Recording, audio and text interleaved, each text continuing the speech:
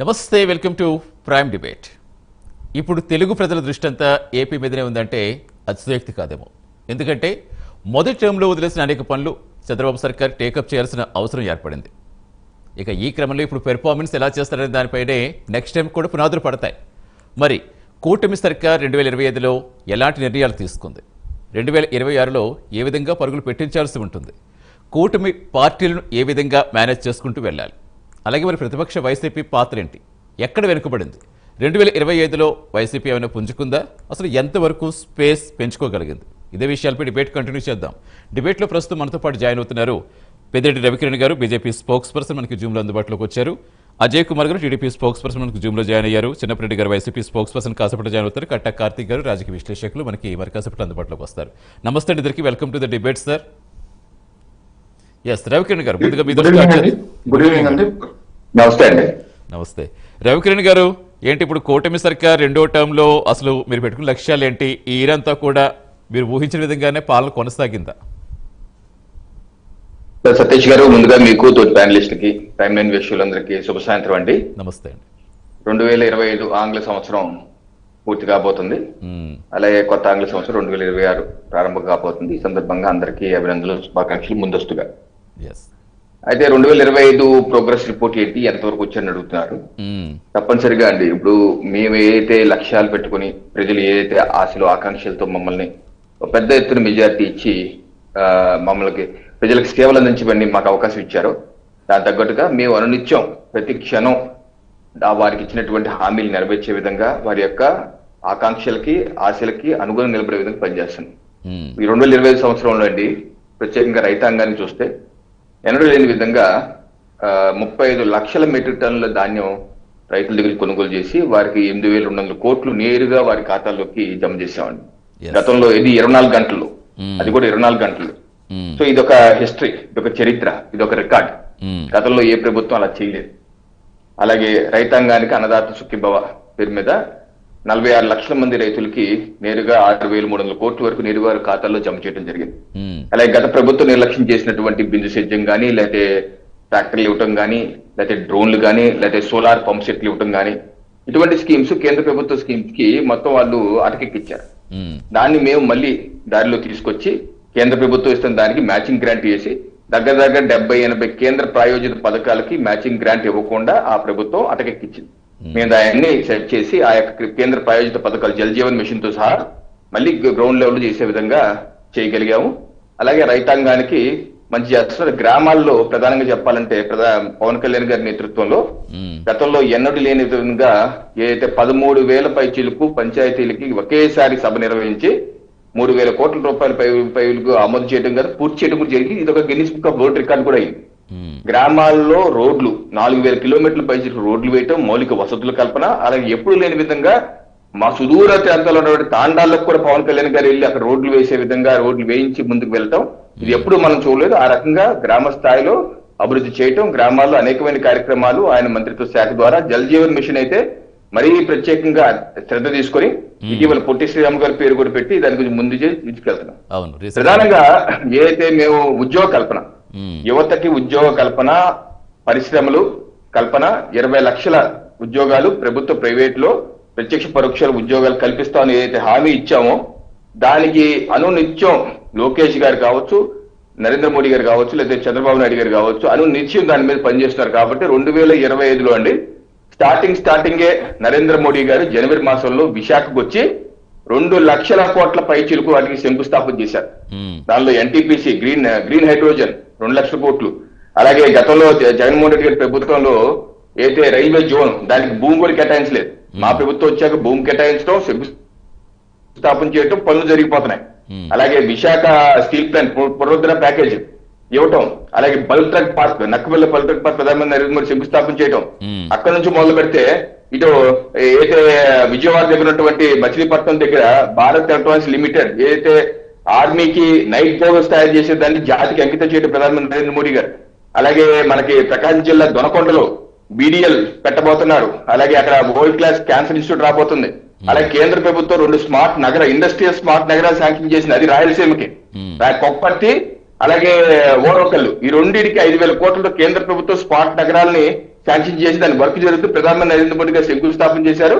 అవి పారిశ్రామిక ఐటీ చెప్పాలంటే ఇక టీసీఎస్ కావచ్చు, కాగ్నిజెంట్ కావచ్చు, గూగుల్ కావచ్చు, యాక్సెంచర్ కావచ్చు, ఇటువంటి అన్ని వరుస కట్టే వైజాగ్.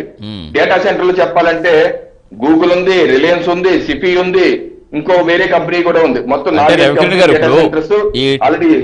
2025 మొత్తం అన్నిటికీ ఆరంభం ఇచ్చింది అంటున్నారు, అంటే పునాదులు పడ్డాయని చెప్తున్నారు. ఇప్పుడు మనకి అన్ని కూడా పూర్తిగా ఆచరణలోకి వచ్చి పూర్తి స్థాయిలో మొత్తం ప్రణాళిక ప్రకారం వెళ్ళాలంటే 26 కీలకం అనుకోవాలా. ఇప్పుడు 26 లో పూర్తి ఇదంతా కూడా పట్టాలి. ఇప్పుడు మీరు చెప్పింది కరెక్ట్ అండి సతీష్ గారు. ఎందుకంటే ఈ 18 మాసాల మా యొక్క పరిపాలన దగ్గర 25 లక్షల కోట్ల పెట్టుబడి ఒప్పందాలు చేసుకున్నాం. దానిలో కొన్ని గ్రౌండ్ అయినాయి, కొన్ని గ్రౌండ్ అవుతున్నాయి, కొన్ని స్టార్ట్ అవ్వాలి. సో మా లక్ష్యం 2026 అత్యంత కీలకం కాబోదు. ఎందుకంటే అది సంధి సమయం. అది అటు ఎలక్షన్ కి 2.5 ఏళ్ళు, ఇటు మా పాలన 2.5 ఏళ్ళు. 2026లో ప్రారంభం కానటువంటి అన్ని ప్రారంభం చేయించేసి బడిబడిగా దాన్ని ఎగ్జిక్యూట్ చేయించి 2029కి వెళ్ళే లోపు పోలవరాన్ని పూర్తి చేయాలి. అలాగే అమరావతి పునర్నిర్మాణానికి ప్రధానమంత్రి శంకుస్థాపన చేశారు. మౌలిక వసతులు కల్పన చేస్తామని ఆల్రెడీ పనులు జరిగిపోతున్నాయి. అది రెండు కీలకమైన, ఏ అంటే అమరావతి, పి అంటే పోలవరం. ఆంధ్రప్రదేశ్ కాదు, ఆ రెండు పూర్తి చేయాలి. అలాగే ఇండస్ట్రీస్ ఏదైతే ఉన్నాయో పెట్టుబడులు ఎంఓఈ చేసుకున్నాం, విశాఖలో పెట్టుబడులు సదస్సు పెట్టుకుని దానిలో అన్ని గ్రౌండ్ అయ్యే విధంగా 2026లో వర్క్ స్టార్ట్. అడిషనల్ మెట్లు ఉంది 1 లక్ష కోట్లు. అలాగే బీపీసీఎల్ రిఫైనరీ ఉంది దొనకొండ, మన దుగ్గరాజపట్నం దగ్గర. ఇవన్నీ భూమి పూజ చేసుకుని వర్క్ స్టార్ట్ అయిపోవాలి. 2026 వర్క్ స్టార్ట్ అయిపోతే 2027, 28 చివరికి వచ్చేసరికి 2029 ఎన్నికలేసరికి ఒక మంచి షేప్ లోకి వస్తాం. అలాగే మన షిప్ బిల్డింగ్ ఇండస్ట్రీ దుగ్గరాజపట్నం పోతే ఓడ నిర్మాణ సంస్థ పెట్టబోతున్నాం. అది వచ్చే సంవత్సరం, వచ్చే వారం 10 రోజుల్లో సంక్రాంతి శంకుస్థాపన చేసుకుని ఆ యొక్క పనులు మొదలు పెడితే మనకు 2 ఏళ్ళు రిజల్ట్స్ వస్తాయి. ఎందుకంటే ఒక విత్తనం వేసిన వెంటనే చెట్టు అయిపోతుంది సతీష్ గారు. అందుకని ఈ 2026 మీరు చెప్పినట్టు అత్యంత కీలకం. స్టార్ట్ అయిపోయి వేగంగా పూర్తి. ఫర్ ఎగ్జాంపుల్ టీసీఎస్ భూమి పూజ చేశారు. 6 మాసాల్లో కన్స్ట్రక్షన్ పూర్తి, కొత్త బిల్డింగ్ వెళ్ళిపోవాలి. అలాగే ఎసెన్షియల్ కూడా కొత్త బిల్డింగ్ వెళ్ళిపోవాలి. సో ఈ రకంగా మనం వడివడిగా చేసుకుంటా వెళ్ళి ఎగ్జిక్యూట్ చేస్తే తప్పనిసరిగా రాష్ట్ర ప్రజలు మరోసారి మమ్మల్ని ఎన్డీఏ ప్రభుత్వాన్ని ఆశీర్వదిస్తారో నాకు పూర్తి విశ్వాసం ఉందండి. రైట్ సార్, కంటిన్యూ చేద్దాం. ఎస్, కార్తీక్ గారు కూడా జాయిన్ అయ్యారు. నమస్తే కార్తీక్ గారు, అలాగే చిన్నప్పరెడ్డి గారు, ఇద్దరికి నమస్తే అండి. నమస్కారం. ఎస్ అజయ్ గారితో మళ్ళీ వస్తాను. అజయ్ గారితో మాట్లాడిన తర్వాత. ఎస్ అజయ్ గారు, నమస్తే అజయ్ గారు. ఏంటి ఎలా చూస్తున్నారు మొత్తం మీద? ఇప్పుడు వరకు రవికిరణ్ గారు చెప్పారు 2025లో ఆరంభమైన 26లో మొత్తం స్పీడప్ అందుకోవాలని చెప్పారు. మెయిన్గా అమరావతి ఇప్పుడు అందరి దృష్టి ఇంకా 12 సంవత్సరాలు అయిపోయినా మనకు రాష్ట్రం విడిపోయి ఇంకా దాని గురించే మాట్లాడుకుంటున్న పరిస్థితిలో ఉన్నాం మనం. ఇప్పుడు అది కీలకం. ఇక ఇప్పుడు 2026 ఇప్పుడు మధ్యలో ఉంది కాబట్టి, సార్ చెప్పినట్టుగా సంధికాలం కాబట్టి ఇమీడియట్గా పుషప్ చేయాల్సిన దాంట్లో అమరావతి కూడా చాలా కీ రోల్ పోషించబోతుంది. ఎట్ ద సేమ్ టైం అవినీతి నిర్మూలన, ప్రతిపక్షంలో ఉన్నప్పుడు అవినీతి గురించి పదే మాట్లాడి మీరు ఇప్పుడు అవినీతి నిర్మూలన ఎంతవరకు చేయగలిగారు? సతీష్ గారు, మీకు ప్యానల్లో ఉన్న సభ్యులు రవికిరణ్ గారికి, చిన్నప్పరెడ్డి గారికి, కార్తీక్ గారికి గుడ్ ఈవినింగ్ అండి. ప్రైమ్ లైన్ ప్రేక్షకులకు కూడా గుడ్ ఈవినింగ్. చెప్పండి. ప్రజల ఆకాంక్ష మేరకే కూటమి ప్రభుత్వ పరిపాలన ఈ సంవత్సర కాలంగా కొనసాగింది సతీష్ గారు. ఈ రాష్ట్రంలో సంక్షేమం అయితే కావచ్చు, అభివృద్ధి అయితే కావచ్చు, ఏ విధంగా కూటమి ప్రభుత్వం ముందుకు తీసుకెళ్తా ఉంది, ఈ రాష్ట్రంలో ఉన్న నిరుద్యోగ యువకులకు ఉద్యోగ కల్పన చేసే విధంగా కూటమి ప్రభుత్వం ఏ విధంగా పనిచేస్తా ఉంది అనేది ఈ సంవత్సర కాలంలో ఆంధ్రప్రదేశ్ ప్రజలందరూ చూడటం జరిగింది. సంక్షేమంలో ఎప్పుడు లేని విధంగా తల్లికి వందనం పేరుతో 67 లక్షల మందికి పైగా ఒక కుటుంబంలో ఎంతమంది విద్యార్థులు ఉంటే పేద బడుగు బలగిన విద్యార్థులు వాళ్ళందరికీ తల్లికి వందనం పేర్లతో వాళ్ళ ఖాతాల్లో డబ్బులు వేయడం జరిగింది. అదేవిధంగా అన్నదాత సుఖీభావ 46 లక్షల మంది పైగా రైతులకి సాయం అందించడం జరిగింది. అదేవిధంగా ఉచిత గ్యాస్ సిలిండర్ల మహిళలకి 2 కోట్ల సిలిండర్లకు పైగా మహిళలకు ఉచిత సిలిండర్లు అందివ్వడం జరిగింది. ఇక ఉచిత ప్రయాణం బస్సుల్లో, ఈ విధంగా చెప్పుకుంటూ పోతే సంక్షేమ కార్యక్రమాలు రాష్ట్ర ప్రజలకి అందుబాటులో, ఎటువంటి దాంట్లో తేడాలు లేకుండా, వాటిలో ఎటువంటి స్కాములు లేకుండా ట్రాన్స్పరెన్సీగా సంక్షేమ కార్యక్రమాలని పేద బడుగు బలహీన వర్గాల ప్రజలకు అందివ్వడం జరుగుతా ఉంది. ఇక అభివృద్ధిలో నారా చంద్రబాబు నాయుడు గారికి economics times business of the year అనే అవార్డు ఇచ్చిందంటేనే నారా చంద్రబాబు నాయుడు గారు ఈ రాష్ట్రం సంక్షేమం కోసం ఏ విధంగా పనిచేస్తున్నారు, అదే విధంగా అభివృద్ధి చేసేదానికి కూడా ఆయన అదే విధంగా పనిచేస్తున్నారు అనేది ప్రపంచ దేశాలు మొత్తం తెలుగు వాళ్ళందరూ గర్వంగా చెప్పుకోవాల్సిన విషయం. ఎందుకంటే గూగుల్ కానీ, యాక్సెంచర్ కానీ, టీసీఎస్ కానీ ఇలా చెప్పుకుంటూ పోతే అనేక సంస్థలు ఐటీ రంగంలో విశాఖలో పెట్టుబడులు పెడతా ఉన్నాయి.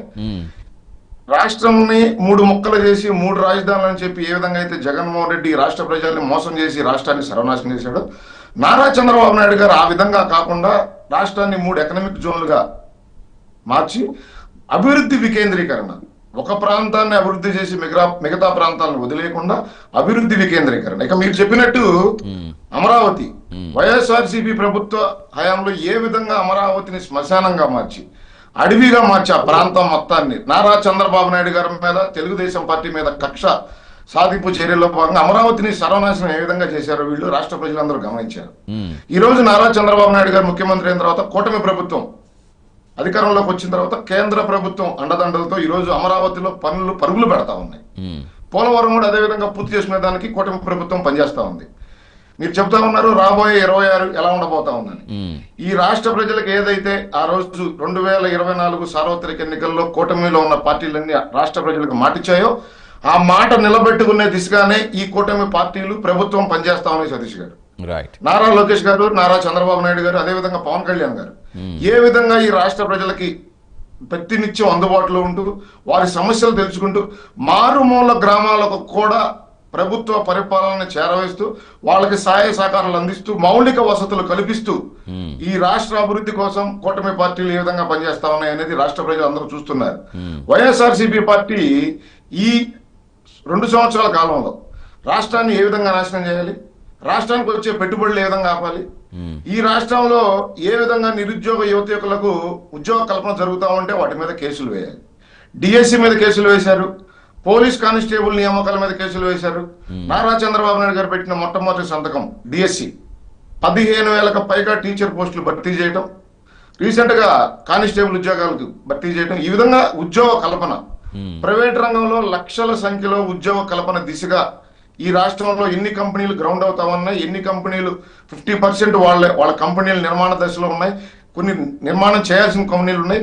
ఈ విధంగా కూటమి ప్రభుత్వం ఏ విధంగా ఈ రాష్ట్ర భవిష్యత్తు కోసం పనిచేస్తా ఉందని ప్రజలు చూస్తున్నారు. అదే విధంగా ఈ రాష్ట్ర భవిష్యత్తు చిదిమేసే విధంగా, ఈ రాష్ట్ర యువత భవిష్యత్తు నాశనం చేసే విధంగా వైఎస్ఆర్సీపీ పార్టీ ప్రతిపక్ష పాత్ర కాకుండా సైకో పాత్ర, విధ్వంసక పాత్ర ఏ విధంగా పోషిస్తా ఉందనేది కూడా రాష్ట్ర ప్రజలు చూస్తా ఉన్నారు. సతీష్ గారు, ఇప్పటికైనా వైఎస్ఆర్సీపీ పార్టీ ఓ ప్రతిపక్ష పార్టీ పాత్ర పోషించాలి, సహేతుకమైన సలహాలు ఇవ్వాలి, రాష్ట్ర ప్రభుత్వం చేస్తున్న పనుల్లో ఏవైనా తప్పులు ఉంటే వాటి సూచనలు ఇవ్వాలి తప్ప ఈ రాష్ట్ర అభివృద్ధికి మోగాలడ్డే విధంగా, ఈ రాష్ట్ర అభివృద్ధికి కుంటుపడే విధంగా ఏదో ఒక విధంగా ఈ రాష్ట్రం అభివృద్ధి జరగకుండా ఉండి సంక్షేమ కార్యక్రమాలు జరగకపోతే రేపొద్దున వీళ్ళ పార్టీ బతికి బట్టగడుతుంది. ప్రజల్లో సర్వే అయ్యేదానికి వీళ్ళు చేసే పుటిల ప్రయత్నాలను ఖచ్చితంగా రాష్ట్ర ప్రజలు చూస్తూనే ఉన్నారు. హోదా ఇవ్వకపోయినా ఇంత దిగజారి ఓటమి చెందిన వాళ్ళలో మార్పు రాలేదు. ఈ రాష్ట్ర నాశనం కోసమే వాళ్ళు ఈ రోజు కూడా పనిచేస్తా ఉన్నారు. సతీష్ గారు, రైట్ అండి, కంటిన్యూ చేద్దాం. ఎస్ చిన్నప్పరెడ్డి గారు, సో ఆల్రెడీ వారు ఏం చేస్తారో ఏం చేయబోతున్నారో చెప్పారు. ఇప్పుడు 25లో ప్రజా సమస్యల వెలికితీయడంలో ప్రతిపక్షాందే కీలక పాత్ర అధికార పక్షం కంటే. సో మీరు ఎంతవరకు సక్సెస్ అయ్యారు, ఏ మేరకు స్పేస్ సంపాదించారు? ఇప్పుడు ఇందాక రవికిరణ్ గారు చెప్పినట్టుగా 2026 సంధికాలం, అది ఏ పార్టీకైనా. సో ఏ వ్యూహంతో ముందుకెళ్తున్నారు ప్రజలను ఆకర్షించే విధంగా, ఆకట్టుకునే విధంగా?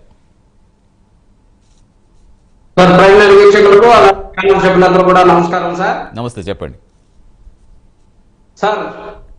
ఇట్లాంటి చండాలమైన ప్రభుత్వాన్ని, ఇంత దరిద్రమైనటువంటి పరిపాలనని ఈ సంవత్సరం చూసినట్టుగా ఈ భారతదేశంలో ఎక్కడా చూడలేనటువంటి పరిస్థితి.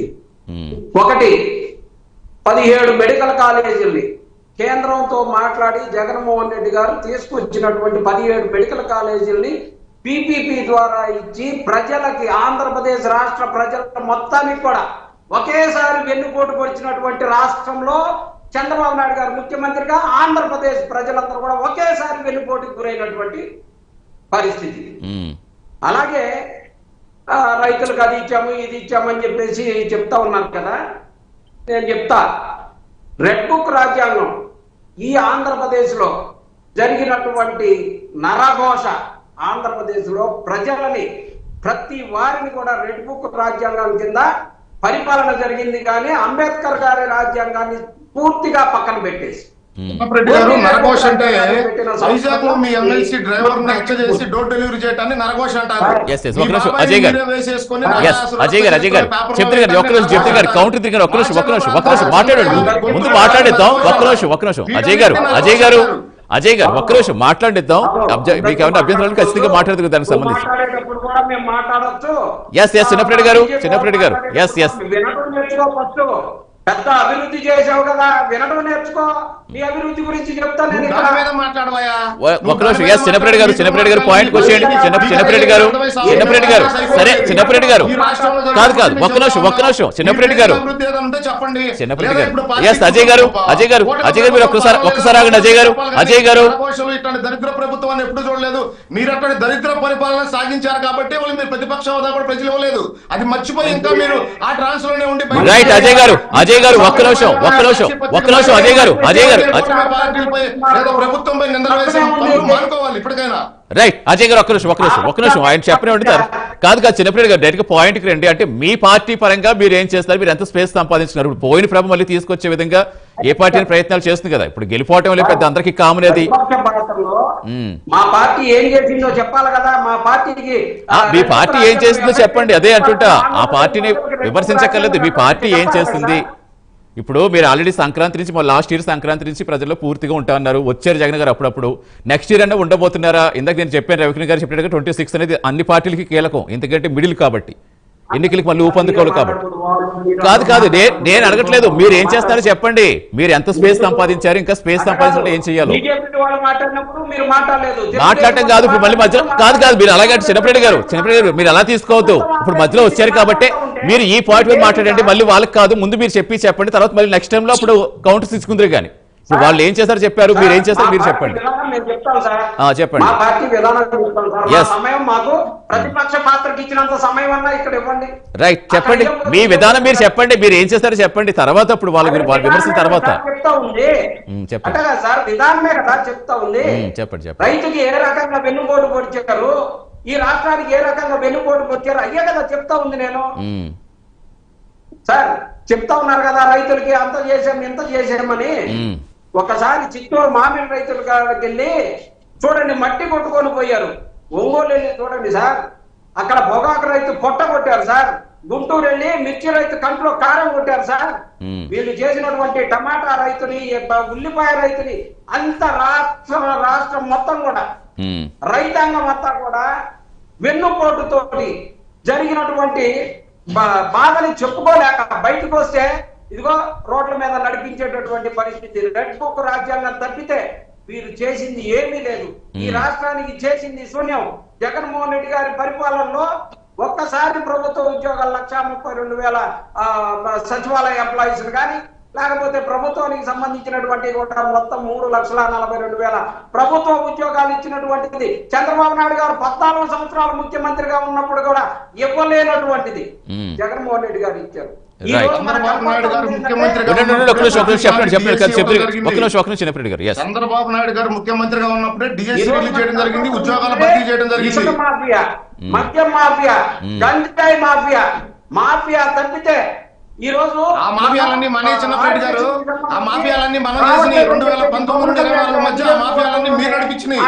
మామిడికాయ రైతులు అంటా ఉన్నారు, ఆ మామిడి రైతులు పొలాల్లో ఉంటే వాళ్ళు ట్రాక్టర్లు తీసుకొచ్చి రోడ్ల మీద తొక్కించింది మీరు. ఆ పొగాకు రైతులు నష్టపోతా ఉన్నారని చెప్పి దాని పేరుతో కళ్ళ రామం ఒకటి ఆడి అక్కడ ఉన్న పొగాకు పెళ్లి మొత్తం తొక్కి నాశనం చేసింది మీరు. గుంటూరు వచ్చాం మిర్చి యాడ్లో ఉన్న మిర్చి బస్తాలు ఎత్తకపోయింది మీ పార్టీ కార్యకర్తలు. మీరు రాష్ట్రానికి మంచి చేస్తున్నారు, మీరు ప్రతిపక్ష పాత్ర పోషిస్తారండి. ఎవరు నమ్ముతారండి రాష్ట్రంలో? మీది దుర్మార్గ పరిపాలన కాబట్టే ప్రజలు మమ్మల్ని చిన్నపరెడ్డి గారు సార్ మీరు అలా ఎలా చేస్తే మాట్లాడుకోమని నాకు ఒక రోజు డిబేట్ లో మా పార్టీ తరఫున మాట్లాడలేదనుకుంటే మేము చేయగలిగేది ఆగిపోతాం. అలా కాదండి, ఇప్పుడు మీకే ఎక్కువ సమయం ఇస్తుంటా అప్పటి నుంచి మాట్లాడతారు చిన్నపరెడ్డి గారు. కాదు వచ్చిన ప్రతిసారి మీరు వాళ్ళకి ఇస్తారు వీళ్ళకి ఇస్తారు అంటాం కాదు, వాళ్ళు ప్రతిసారి మీకు వెంటనే ఇస్తున్నారు. ఇంకా కార్తీక్ వాయిస్ తీసుకోలేదు. మీరు ఇస్తున్నారని నేను అంటలా, వాళ్ళు ఎంతవరకు ఇన్వాల్వ్ అవ్వాలి, అవతల మాట్లాడేటప్పుడు మేము ఆగుతున్నాం కదా, ఆగమని చెప్తున్నా. మీరు స్వార్థంగా అర్థమైంది. అంటే ఇక్కడ మాట్లాడేది ఏంటంటే ఇప్పుడు వాళ్ళు కౌంటర్ ఇచ్చే విధంగా కాదు, నిజంగా రైతు సమస్యలు చేసిన మీరు ఎంతవరకు సక్సెస్ అయ్యారో చెప్పండి. పోరాడామని చెప్తున్నారు, పోరాటానికి దిగొచ్చారా, నిజంగా వాళ్ళు కష్టపడుతున్నారు, ఇబ్బంది పడుతున్నారా? ఆంధ్రప్రదేశ్ లో కనకదుర్గమ్మ టెంపుల్ కి 3 కోట్ల రూపాయల కరెంటు బిల్లులు పెండింగ్ ఉన్నాయని, కొండ మీద ఉన్నటువంటి గుడికి కరెంటు బిల్లులు కట్టలేదని కట్ చేశారే. ఈ ప్రభుత్వానికి ఈ హిందువుల పట్ల, ఈ హిందూ సమాజం పట్ల ఉన్నటువంటి గౌరవం ఏందో అర్థమవుతుందా సార్? ఇది అమ్మవారికి వెన్నుపోటు పొడిచింది కాదా? అసలు వెన్నుపోటు లేనటువంటి వెనుకోడు లేనటువంటి మాట ఏందో చెప్పండి. వీళ్ళు పదాలు తగలబెట్టేశారు మన ప్రభుత్వం. రైట్ కాదు కదా, మళ్ళీ పాయింట్ వెళ్ళకుండా మళ్ళీ అక్కడికి వెళ్ళిపోతుంది. మళ్ళీ వస్తారు. కులాల మీద దాడులు జరిగినాయి. మన ప్రభుత్వంలో జరిగిన దుర్మార్గాలన్నీ కూటమి ప్రభుత్వానికి అంటకట్టాలని కూడా చిన్నరెడ్డి గారు తెలివితేటలు కనపడతా ఉన్నాయి. మీరు ఏం చేశారో మీ గురించి చెప్పమంటే రైట్ సరే ఒక్క నిమిషం కార్తీక వైస్ మీరేం చేశారు? రైట్ అజయ్ గారు చిన్నరెడ్డి గారు సరే ఒక్క నిమిషం కార్తీక వైస్ తీసుకున్న కార్తీక సరే అయితే మీరు 2 పాయింట్లు మీరు చెప్పండి. సరే ఇప్పుడు మీరు కౌన్సిల్ ఎవరెత్తారు? ఒక్క నిమిషం అజయ్ గారు ఒక్క నిమిషం సరే కాదు సరే ఒక కౌన్సిల్ ఎవరెత్తారు? ఇంకో 2 ఏంటి అడగండి, స్పీడ్ గా అడుగుతారు. రవికిరణ్ గారు అడుగుదాం. ఫోన్లో మీరు చెప్పండి. ఒక్క నిమిషం అజయ్ గారు మాట్లాడితే వెళ్ళిపోతే మనకి పాయింట్ వెళ్ళదు. మనకి ఏమొచ్చింది, ఏమి రావాలి, ఇంకా ఏం చెయ్యాలి, అది ఏ పార్టీ అని. ఒక్క నిమిషం అజయ్ గారు చిన్నప్పటి గారు 2 పాయింట్లు అడగండి. మాట్లాడండి. చిన్నప్పటి గారు అడ్డం పడితే ఏమవుతుంది? మెసేజ్ వింటారు. ఆగండి అజయ్ గారు చెప్పండి. విజయవాడకి సంబంధించి 3 కోట్ల రూపాయలు కట్టకపోతే ఇక్కడ కట్టేశారా? చెప్పారు అది. నెక్స్ట్ చెప్పండి. గుడికి అలాగే అక్కడ విజయవాడలో వైజాగ్ లో 18 కోట్ల రూపాయల వాళ్ళ కరెంటు బిల్లులు కట్టుంటే వాళ్ళు మనవాళ్ళు కాబట్టి వాళ్ళ కాలేజీలు కట్టకపోయినా సరే అక్కడ మాత్రం కట్ చేయరు. వాళ్ళకి దేవుడు కన్నా కూడా వాళ్ళకి వాళ్ళే తన వాళ్ళే మన వాళ్ళే ముఖ్యం వాళ్ళకి. ఇలాంటి పరిపాలన చూసాం సార్ ఇప్పుడు మనం. అలాగే అమరావతికి సంబంధించి అభివృద్ధితో పరుగులు పెడతా ఉందన్నారు కదా, అమరావతి రైతులకు కూడా వెన్నుపోటు పొడిచినటువంటి ప్రభుత్వం. అమరావతి రైతు నిన్న నెత్తి నోరు పాదుకొని ఆవేదనతోటి నిండుగా మరణం చెందాడు కదా సార్. అక్కడే చూశాం కదా మంత్రి గారితో మాట్లాడుతూ, అయ్యా మమ్మల్ని 3 పంటలు పండే పంటలు మీకు ఇచ్చామయ్యా, ఇవాళ మమ్మల్ని దేశపోయి ఆ వాగులో పడేసి మమ్మల్ని అన్యాయం చేస్తా ఉన్నారనే ఆవేదనతోటి గుండెపోటు చనిపోతే ఆ కుటుంబానికి వెన్నుపోటు పొడిచినట్టు కదా, అమరావతి రాజధాని రైతులకి వెన్నుపోటు పొడిచినట్టు కదా. అసలు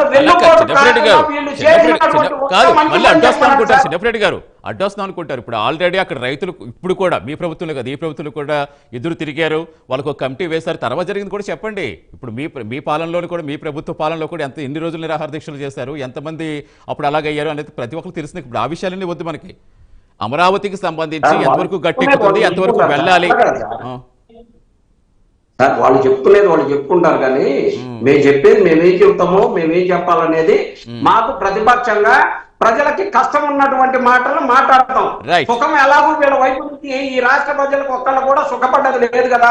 వాళ్ళు ఎంజాయ్ చేస్తున్నారు. మాదాపూర్ లో బయలుదేరతారు, విజయవాడలో టిఫిన్ చేస్తారు, మధ్యాహ్నం భోజనం చేస్తారు, నైట్ మాదాపూర్.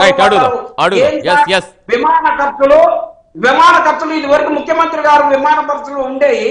ఈ రోజు లోకేష్ బాబు ఒకవైపు, పవన్ కళ్యాణ్ ఒకవైపు, చంద్రబాబు నాయుడు గారు ఒకవైపు పోవటం, తిరగటం, విమానాలు వేసుకోండి. ఎలా సార్? కాదండి, మళ్ళీ కాదు మీరు ఆ అంశాలు లేవనెత్తారు చిన్నప్పటి గారు. ఆల్రెడీ దాని సంబంధించి డిబేట్ పెట్టుకున్నాం. లోకేష్ గారు వచ్చి దానికి సంబంధించి ఇదంతా నేను పెట్టుకున్నదంటే ఆయన శ్వేతపత్రం రిలీజ్ చేయడం అంతా కూడా మనం అని చూస్తాం. అయ్యే వద్దు మళ్ళీ మనకు అవన్నీ. ఒక నిమిషం మళ్ళీ వస్తాం మీ దగ్గరికి. ఎస్ కార్తీక్ గారు నమస్తే అండి. కార్తీక్ గారు మీకేమనిపిస్తోంది? ఇప్పుడు సంక్షేమ పథకాలు అనేవి ఈ ప్రభుత్వం కాదు గత ప్రభుత్వం కూడా అందించింది. నిజంగా రాష్ట్ర ప్రజలు బలపరిచాయా, లేక రాష్ట్ర ఆర్థిక వ్యవస్థపై పెనుభారం చూపాయా? అలాగే ఇంకో 2 విషయాలు మెయిన్గా ఈ అమరావతికి సంబంధించి ఒక క్లారిటీ, అలాగే ఉద్యోగ అవకాశాలు. మెయిన్గా మనకు కావాల్సింది అదే కాబట్టి అక్కడ యువతకి నిజంగా వలసలు తగ్గాయా ఈ ప్రభుత్వం వచ్చాక? ఏం చేస్తే బాగుంటుంది 2026లో? ఇప్పటివరకు మీకు ఏం కనిపించింది? ఇక ముందు ఏం జరిగితే బాగుంటుంది? మీ అబ్జర్వేషన్ ఏంటి? మీరు అన్నారు గత ప్రభుత్వం కూడా సంక్షేమ పథకాలు ఇచ్చింది అని చెప్పేసి. గత ప్రభుత్వం ఇచ్చిన సంక్షేమ పథకాల కంటే మెరుగైనటువంటి సంక్షేమాన్ని ఈ సంవత్సర కాలంలో మనం ఆంధ్రప్రదేశ్ లో చూసాం. గతంలో కుటుంబంలో ఒక వ్యక్తికి మాత్రమే అమ్మఒడి వస్తే ఇలా కుటుంబంలో 2కి అమ్మఒడి రావటం మనం చూస్తున్నాం. సంక్షేమం అంటే ప్రధానంగా పెన్షన్లు అత్యధిక భాగం ఎక్కువ మంది లబ్ధి పొందేవి కాబట్టి గతంలో 3,000 ఇచ్చేదాన్ని 4,000 చేస్తాం. వికలాంగులకి 5,000 మనం చూస్తున్నాం. అది కూడా 1వ తారీఖే రావడం చూస్తున్నాం. ఉద్యోగుల వేతనాల నుంచి మొదలుపెట్టి పెన్షన్ల వరకు అన్ని పద్ధతిగా పారదర్శకంగా ప్రజలందరికీ అందుబాటులోకి రావటం, ముఖ్యమంత్రి డైరెక్ట్ గా ప్రజల్లోకి వెళ్ళి పంపిణీ చేయడం అనేటువంటిది మనం చూస్తా ఉన్నాం. సరే, ఇది ఒకవైపు సంక్షేమం అని చెప్పుకోవాలంటే అన్న క్యాంటీన్ చెప్పుకోవచ్చు, తర్వాత గ్యాస్ సిలిండర్ చెప్పుకోవచ్చు, ఇలా అనేక పథకాలు చెప్పుకోవచ్చు. సరే, అది ఫ్రీ బస్ కూడా చెప్పుకోవచ్చు.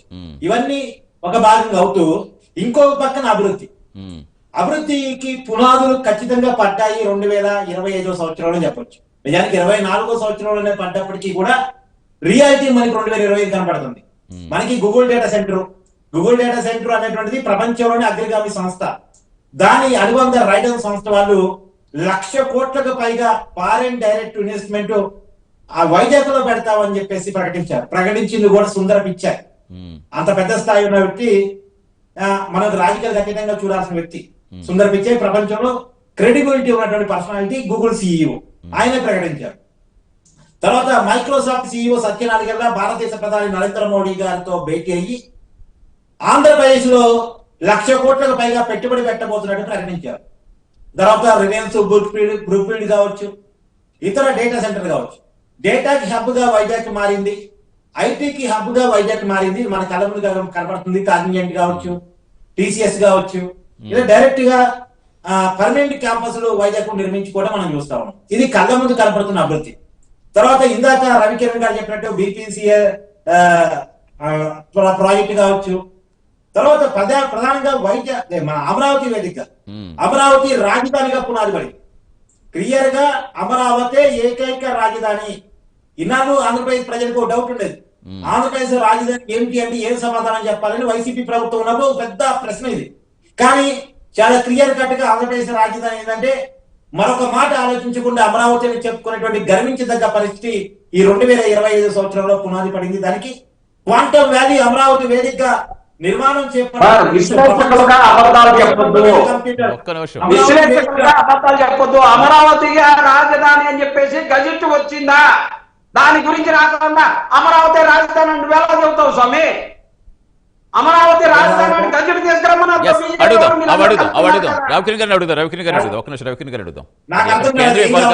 ఎప్పుడు వస్తుంది ఆయన క్లారిటీ తీసుకుందాం. కార్తీక్ గారు చెప్పండి. బ్రేక్ తర్వాత మళ్ళీ రవికిరణ్ గారి దగ్గరికి వెళ్ళాలి. అమరావతి రాజధాని రాష్ట్ర ప్రభుత్వం డిక్లేర్ చేసింది. ఆయనకి ఏమైనా డౌట్ ఉంది కానీ ప్రజలకు డౌట్ లేదు, రాష్ట్ర ప్రభుత్వానికి డౌట్ లేదు. ఆయనకి ఏమైనా డౌట్ ఉందో నాకు తెలియదు. ఆంధ్రప్రదేశ్ రాజధాని అమరావతి అని పార్లమెంట్ చట్టం అనేది నిజానికి ఏ దేశంలో ఏ రాష్ట్రానికి రాజధాని పార్లమెంట్ డిసైడ్ చేయాలి. కాకపోతే అమరావతికి ఉన్న ప్రత్యేక కారణాలు, వైసీపీ అనేటువంటి ఒక పార్టీ విధ్వంస పాలన చూసిన తర్వాత అమరావతికి రాజధాని పార్లమెంట్ సాక్షిగా పునరుద్ధరణ చట్టంలో పెట్టాలని అనుకున్నారు. అది పెడతారా అంటే పెడతారు, ఖచ్చితంగా వచ్చే పార్లమెంట్ సమావేశాలు. పెట్టకపోయినా చాలా క్లియర్ గా అమరావతి రాజధాని డిక్లేర్ అయిపోయింది. ఆయనకి డౌట్ ఉంది, రాష్ట్ర ప్రజలకు డౌట్ లేదు. సరే ఏం జరిగి చెప్తారు? ప్రతిపక్షంగా వైసీపీ నిజంగా ప్రతిపక్ష పార్టీ సమర్థవంతంగా పోషించింది అనుకుంటారా? వైసీపీకి వచ్చారు చెప్తా, వైసీపీ పాయింట్ కూడా చెప్తా. ఇప్పుడు కూటమి వైసీపీ వైపు చెప్పినప్పుడు నిజానికి వాళ్ళు కొన్ని ఆందోళన కార్యక్రమాలు తీసుకున్నారు. లేటెస్ట్ గా మెడికల్ కాలేజీల ప్రైవేటీకరణ అని చెప్పి తీసుకున్నారు. మెడికల్ కాలేజీ ప్రైవేటీకరణ కాదు, నిజానికి పబ్లిక్ ప్రైవేట్ పార్ట్నర్షిప్ మీద తీసుకోవాల్సింది, ప్రైవేటీకరణ వాళ్ళ స్లోగన్ తీసుకున్నారు. అసలు వాళ్ళకి సబ్జెక్టే అర్థం కాలేదు. ప్రధానంగా అంటే చదువుకునే వాళ్ళ సబ్జెక్ట్ చదువుకోని వాళ్ళకి అర్థం కాదు అన్నట్టు ఉందేమో పరిస్థితి. నాకైతే తెలియదు. కానీ 1 కోటి సంతకాలు అని చెప్పేసి వాళ్ళే చెప్పారు. అంటే 3 కోట్ల మంది పీపీపీని సమర్థిస్తున్నారని వాళ్ళే ఒప్పుకున్నారు. అంటే ప్రజలు ఆ కార్యక్రమం పేరైపోయింది. తర్వాత రైతుల్లోకి రకరకాల సమస్యలు అని చెప్పేసి అన్నారు. ఉదాహరణకి పొగాకు పేద కోసం ఒంగోలు వెళ్లారు, పొగాకు పేదను ధ్వంసం చేసి వచ్చారు. ఆ విజువల్స్ మీ ప్రైమ్ లో కూడా ఉండడానికి చూడండి. రైతులు తిరగబడ్డారు. తర్వాత ఇంకా అనేక విషయాలు కావచ్చు. ప్రధానంగా మామిడికాయకి సంబంధించి గిట్టుబాటు ధర రావట్లేదని వెళ్ళారు. నిజానికి సమస్య ఉన్నప్పుడు వైసీపీ స్పందించలేదు, కానీ సమస్య పరిష్కారం అయ్యే నాటికి వైసీపీ స్పందించింది. ఆ రోజు కూడా మామిడికాయని రోడ్డు మీద పడేసి జగన్మోహన్ రెడ్డి గారి కాన్వాయ్ తోటి, అంతకుముందు ట్రాక్టర్ తోటి తొక్కించేటువంటి ప్రయత్నం జరిగింది. తర్వాత ఆ రైతే కంప్లైంట్ చేశాడు, ఆ రైతే వీడియో చేశాడు. వైసీపీ వాళ్ళు తన పంటని ఎలా ధ్వంసం చేశారు అనేటువంటిది. ఇదంతా వైసీపీకి నెగిటివ్ మార్క్. మరి ఈ సంవత్సర కాలంలో జగన్మోహన్ రెడ్డి గారు ఏమైనా పాజిటివ్ ఏర్పడిందంటే పాజిటివ్ ఏర్పడిందని చెప్పడానికి ఏమాత్రం లేనటువంటి అవకాశం. ఏ కారణాలు ఇచ్చా 150 కోట్ల నుంచి 11 పడిపోయారో ఆ కారణాన్ని కనీసం సమీక్ష కూడా చేసుకోకుండా అదే పద్ధతిలో ముందుకు వెళ్ళటం. అమరావతి మహిళల్ని తిట్టారా, వేసవి రాజధాని అనేటువంటి ప్రచారం, తర్వాత అఫీషియల్ ఛానల్లో వచ్చినటువంటి మాట, ఇలా అనేక అంశాల్లో వైసీపీ ఫెయిల్ అయింది. బ్రేక్ తీసుకొస్తే బ్రేక్ తర్వాత ఇప్పుడు ఇందాక రెండు ప్రశ్నలు లేవనెత్తారు చిన్నప్పరెడ్డి గారు. ఒకటి సనాతన ధర్మం గురించి బీజేపీ జనసేన పోరాడుతున్నాయని చెప్తారు, మరి Vijayawada Durgamma current bill cut చేస్తారు, దానికి ఎవరు బాధ్యులని. ఇంకోటి కేంద్రం గెజిట్ నోటిఫికేషన్ ఎప్పుడు ఇస్తుంది అనేది. వాటి గురించి మీరు చెప్తారు. ఇప్పుడు ఎవరైనా సరే తమ మతాన్ని రక్షించుకుంటే ఇతర మతాన్ని గౌరవించాలి, అందరి పాలసీ అది అందరూ చెప్పినప్పుడు బాగానే చెప్తారు. కానీ ఈ సంవత్సరం నిజంగా తిరుమల తిరుపతి దేవస్థానంలో వచ్చినన్ని వార్తలు ప్రపంచవ్యాప్తంగా ఎంతమంది మనోభావాలను దెబ్బతీస్తాయో అందరికీ తెలుస్తుంది. లడ్డూ కల్తీ దగ్గర నుంచి పరకామణి చోరీ అంశం కానీ ఇలా ప్రతిదీ తిరుమల నుంచి ఏ అంశం వస్తే సరే బయటికి ప్రతి ఒక్కరి గుండెల్లో కూడా ఆటోమేటిక్గా కొంచెం ఆ భయం అనేది ఆందోళన అనేది కనిపిస్తుంది, చూస్తూనే ఉన్నాం, ఇంకా కంటిన్యూ అవుతూనే ఉంది. అది ఎందుకు ఇవన్నీ జరుగుతున్నాయి? సనాతన ధర్మం కాపాడదామని మీరు చెప్తూ ఉంటారు. మీరు విజయవాడ దుర్గమ్మ గుడిలో ఇప్పుడు 3 కోట్లు సంథింగ్ ఏది చెప్పారు చిన్నప్పరెడ్డి గారు, అది వాస్తవమేనా? మరి ఎందుకు యాక్షన్ తీసుకోలేకపోతారు? సెకండ్ పాయింట్, కేంద్రం గెజిట్ నోటిఫికేషన్ సంబంధించి ఎందుకు ఆలస్యం అవుతుంది? న్యాయపరంగా చిక్కులను ఎప్పటికప్పుడు చెప్పుకుంటూ వస్తున్నారు, ఎప్పుడు తీరుతాయి చిక్కులు, ఎప్పుడు తీరుతాయి? మీరు అన్నట్టుగా ఇంకా ఆల్రెడీ వచ్చేస్తున్నాం, మళ్ళీ ఇంకో 2 సంవత్సరాల పోతే మళ్ళీ ఎన్నికలకు సిద్ధమైపోతున్న తరుణంలో మళ్ళీ అప్పుడు ఇవన్నీ కూడా మళ్ళీ మనకు గుర్తుకు రావు. అసలు ఏం జరుగుతోంది? సార్ ఇప్పుడు ఒకటి, అమరావతి శాశ్వత రాజధానిగా గెజిట్ నోటిఫికేషన్ ఆ ప్రక్రియ అయితే స్టార్ట్ అయిపోయింది. దాన్ని వైసీపీ పార్టీ ఎప్పుడు చేస్తారు చెప్పండి అంటే విచిత్రంగా ఉంది. అసలు మీకు అసలు అడిగే నైతిక హక్కు మీకు ఉందా అని ఈ రోజు ఆ పరిస్థితి ఎందుకు వచ్చింది? మీ వల్ల వచ్చింది కదా. ఇప్పుడు మీరే మళ్ళీ వచ్చి గెజిట్ లో ఎప్పుడు అంటారండి? మీ జగన్మోహన్ రెడ్డి గారు చెప్పండి, మా శాశ్వత రాజధాని అమరావతి 3 రాజధానులు కాదని చెప్పారండి. సో మీ వల్ల సమస్య అయింది. సో మేము చేస్తాం, ప్రక్రియ స్టార్ట్ అయింది 2000 అని చెప్తున్నారు. 2026లో గెజిట్ నోటిఫికేషన్ పార్లమెంట్ లో చట్టం, గెజిట్ నోటిఫికేషన్ కాదు, పార్లమెంట్ లో ఏదైతే సవరణ చేసి రాష్ట్ర పునర్విభజన చట్టం ఏదో సవరణ చేసి దానిలో ఇంక్లూడ్ చేయాలి 2026లో. అలాగే హైకోర్టు బెంచ్ రాయలసీమలో ఏర్పాటు చేయాలి. దానికి తగ్గట్టుగా 2026లో ఫైల్ క్లియర్ అయిపోవాలి, భూమి పూజ కూడా జరగాలి. ఆ పని 2026లో జరగాలి. 2029 ఎన్నికల లోపు అది కూడా పూర్తి అవ్వాలి. ఇక మిగతా అంశాలు వస్తాను, మీరు అడగడానికి కూడా వస్తాను. ఒకటి, 2026లో చేయవలసిన అంశాలు కొన్ని ఉన్నాయండి. ఇప్పుడు రైతాంగానికి సంబంధించి సరే, ఇప్పుడు మనకి కోకో గాని, పొగాకు గాని, మిర్చి గాని, తోతాపురం మావి గాని ధరల ఫ్లక్చువేషన్ వచ్చింది, ప్రభుత్వం ఇంటర్వ్యూన్ అయింది, హెల్ప్ చేసినది ఓకే. కాకపోతే దాన్ని పారదర్శకంగా ఎప్పటికప్పటికి రియల్ టైమ్ లో ఎందుకంటే మన టెక్నాలజీ యూజ్ చేసుకునే గవర్నమెంట్, ఆర్టిఫిషియల్ ఇంటెలిజెన్స్, క్వాంటమ్ మాట్లాడే గవర్నమెంట్ కాబట్టి దాన్ని టెక్నాలజీ సాంకేతిక పరిజ్ఞానం అనుసంధానించి ఎప్పటికప్పుడు డాష్ బోర్డ్ మీద డిస్ప్లే అయిపోయే విధంగా, ఆ ధరలు కానీ డిస్ప్లే అయ్యే విధంగా, తద్వారా ప్రభుత్వం ఆటోమేటిక్ గా ఇంటర్వ్యూ అయ్యే విధంగా ఒక మెకానిజాన్ని తీసుకురావాలి. ఒకటి. రెండోది, యూరియా ఉంది. 2025లో మనకు యూరియా సమస్య వచ్చింది, కొంత కృత్రిమ కొరత సృష్టించారు. సో 2026లో ఈ సమస్యలు రాకుండా ఏం చేయాలంటే, రైతు సేవా కేంద్రాల్లో ఒక యాప్ ఉంటుంది, ఇది ప్రభుత్వం దగ్గర. ఆ యాప్ లో ఏంటంటే రైతు ఎన్ని ఎకరాలకి పంటేస్తాడు, ఎంత ఇవ్వాలని చెప్పి, ఎంత యూరియా ఇవ్వాలి, ఎంత ఫెర్టిలైజర్ ఇవ్వాలి ఫిక్స్ చేశారు. కాకపోతే ఈ యాప్, ఈ సాఫ్ట్వేర్ ప్రైవేట్ దుకాణాలు, ఎరువు దుకాణాలు ఈ సాఫ్ట్వేర్ లేదు. అక్కడికి వెళ్ళిపోయి రైతులు 10 బస్తాలు, 20 బస్తాలు, 30 బస్తాలు ఇష్టం తీసుకుపోతున్నారు. అలాగే కోఆపరేటివ్ సొసైటీలో ఈ యాప్ లేదు. సో అక్కడ కూడా ఈ సమస్య, దీనివల్ల కృత్రిమ యూరియా సమస్య పెరిగిపోతుంది. అందుకని అనుసంధానించాలి. మీరు యాప్ గురించి చెప్పారు, తెలంగాణలో ఆల్రెడీ యాప్ స్టార్ట్ చేసినట్టున్నారు, కానీ ఇప్పటికీ కూడా ప్రతిరోజు చూస్తున్నాం అసలు దాంట్లో కూడా చాలా అక్రమాలు జరుగుతున్నాయి. అంటే ట్రాన్స్పరెన్సీ ఎలా తేవాలి? ఇప్పుడు ఆల్రెడీ తెలంగాణలో కొన్ని అంశాలు చూసినా కూడా యాప్ కి సంబంధించి కొన్ని చోట్ల పెట్టారు, మళ్ళీ అదే ఇష్యూ నడుస్తుంది ఇప్పుడు కూడా. అంటే ఏపీలో సాఫ్ట్వేర్ డెవలప్ చేశారండి, అది రైతు సేవా కేంద్రాల్లో మాత్రమే ఉంటుంది ఆ సాఫ్ట్వేర్. నేనంటే ఆ సాఫ్ట్వేర్ ని ఆ ప్రైవేట్ యూరియా షాపులకి అనుసంధానించాలి, కోఆపరేటివ్ సొసైటీలు ఇచ్చి ఈ 3 అనుసంధానిస్తే సమస్య పరిష్కారం అవుతుంది. అలా చూసి, అలాగే ఈ 2026 సంవత్సరం సూక్ష్మ మధ్య ఇరిగేట్ నీటిపారుదల ప్రాజెక్ట్ మీద దృష్టి పెట్టాలి. ఇప్పుడు ఉదాహరణకి కాకినాడ ఉంది సార్, పిఠాపురం నియోజకవర్గంలో మనకి 7 కాలువల ఆధునీకరణ ఎంతో అవుతుంది, 200 కోట్లు అవుతుంది అంతే. గత 10 దీనివల్ల ఆధునీకరించగా కొన్ని లక్షల ఎకరాలు ఏటా మునిగిపోతున్నాయి. ఇది 200 కోట్లే. సో ఇటువంటి ఇప్పుడు మనకి విజయవాడ ఉంది సార్, బుడమేరుకి ఎంత సమస్య సృష్టించింది. సో ఇటువంటి రాష్ట్ర వ్యాప్తంగా గుర్తించి 10-15 ఈ చిన్న 100 కోట్లు 200 కోట్లు మునుగోలు ఇచ్చి 2026లో అది కంప్లీట్ అయ్యే విధంగా ముందుకెళ్లాల్సిన అవసరం ఉంది. సో ఇటువంటి, అలాగే రెవెన్యూ డిపార్ట్మెంట్, జగన్మోహన్ రెడ్డి గారి ప్రభుత్వం సృష్టించిన అవకతవకల వల్ల రెవెన్యూ డిపార్ట్మెంట్ భూమి సమస్యలు పెరిగిపోయింది. భూమి సమస్యలు అనేక అర్జీలు, లక్షల అర్జీలు ఉన్నాయి, ఇప్పుడు క్లియర్ కావట్లేదు. 2026 క్లియర్ అయ్యే విధంగా ఒక యుద్ధ ప్రాతిపదికన మంత్రిత్వ శాఖ ముందుకు వెళ్లి కలెక్టర్లను అనుసంధానం చేసుకుని చేయాలి. సో ఈ రకంగా 2026ని పాలన వాట్సాప్ గవర్నెన్స్ ఉందండి, లోకేష్ గారు అద్భుతంగా తీసుకొచ్చారు, కానీ అది సమర్థవంతంగా కిందకి వెళ్ళలేదు. సో దాన్ని ఇంకా మెరుగు చేసే విధంగా, వాట్సాప్ గవర్నెన్స్ ఇంకా మెరుగు విధంగా మనం చూసుకోవాలి. ఇలా కొన్ని మార్పులు చేసుకుని పరిపాలన పటిష్టంగా చేసుకుని వెళ్ళాలి. ఒకటి. ఆధ్యాత్మిక అంశం ఏదైతే వాళ్ళు ఆరోపణ చేస్తున్నారో నాకు చాలా విచిత్రంగా ఉంది. ఇప్పుడు జగన్మోహన్ రెడ్డి గారి ప్రభుత్వం అంటే రాష్ట్రంలో 250 పైచీలకు ఆలయాలపై దాడులు చేసి, అశుద్ధాలు పూసి, దగ్ధాలు జరిగి, దుర్గమ్మ అమ్మవారి టెంపుల్లో సింహములు మాయమై చోరీ అయితే తిమ్మని కూర్చున్న వ్యక్తులు, కనీసం ఆ రోజు హోంమంత్రులు కూడా దుర్గగుడికి వెళ్ళలేదు. వాళ్ళు మాత్రం అన్యమత కూటమికి మాత్రం వెళ్ళిపోతారు, క్రిస్మస్ సెలబ్రేషన్ కూటమికి వెళ్ళిపోతారు. ముఖ్యమంత్రి లేదు, హోంమంత్రి లేదు, ఏ ఒక్క వ్యక్తులు ఇన్ని అపచారం జరిగితే రాని వ్యక్తులు ఈ రోజు 3 కోట్లు ఇవ్వలేదు చేశారు అని చాలా విచిత్రంగా ఉందండి. కరెంట్ కట్ చేసి మీరు మంచిరాలి. ఎందుకంటే ఈ ప్రభుత్వం కరెంట్ విషయంలో మీరు అస్తవ్యస్తంగా చేసి కరెంట్ బిల్లు పెంచేశారు. మేము ఒక విధానం తీసుకున్నాం, కరెంట్ 2000 ఆల్రెడీ తగ్గిస్తున్నాం, ఇంకా తగ్గిస్తాం, 2029 ఇంకా తగ్గిస్తాం. దీనికి సంబంధించినటువంటి ఏదైతే చిన్న చిన్న గ్యాప్స్ ఉన్నాయో బిల్లు కట్ అయిపోవటం, వృధా చేయటం, ఇటువంటివన్నీ మేము తగ్గిస్తాం. తగ్గించి ప్రతి ఎవరైనా సరే, నా ఇల్లైనా మీ ఇల్లైనా ముఖ్యమంత్రి ఇల్లైనా సరే ఎక్కడైనా సరే కరెంట్ బిల్లు కట్టాల్సిందే, కట్టుకున్న తర్వాత మీరు వాడుకోండి. సో దీని మీద దేశానికి తప్పు రైతులు ఏదో పనులు రోడ్లు ఇదే ఏమన్నారు, ఇంకోటి రోడ్డు మీద నడిపిస్తున్నారంట. ఇప్పుడు నిన్న సజ్జల రామకృష్ణ రెడ్డి గారు చూశాను, ఇది పుట్టినరోజు కంటే రక్తదానం చూశారు కానీ రక్త తర్పణ చూడలేదు. అక్కడ రక్త తర్పణ చేశారు, గర్భిణీ మహిళలు కొట్టారు, కత్తులు తిరిగారని చెప్పేసి అరెస్ట్ చేసి తీసుకెళ్తే దాన్ని కూడా సమర్థిస్తుంది వైసీపీ పార్టీ. ఏది ఎందుకు నడిపిస్తున్నారు, అలా పొట్టేలు నడకడం కరెక్టే కదా, గర్భిణీ కొట్టడం కరెక్టే అంటే చూడండి వైసీపీ పార్టీ ఏ రకంగా సంఘ విద్రోహ పార్టీ అయిపోయింది. ప్రజాస్వామ్య ముసుగులో ఉన్న అప్రజాస్వామికవాది జగన్మోహన్ రెడ్డి గారు బయటకు వస్తే ఇటువంటి గంజాయి పరిస్థితిని ప్రోత్సహిస్తున్నారు. ఈరోజు దుర్దృష్టం, ప్రతిపక్ష పార్టీ రాష్ట్రంలో ఇంత విధ్వంసాన్ని సృష్టించే విధంగా, అపచికాన్ని ప్రోత్సహించే విధంగా జంజీని తప్పుదారి పట్టి చేస్తున్నారు.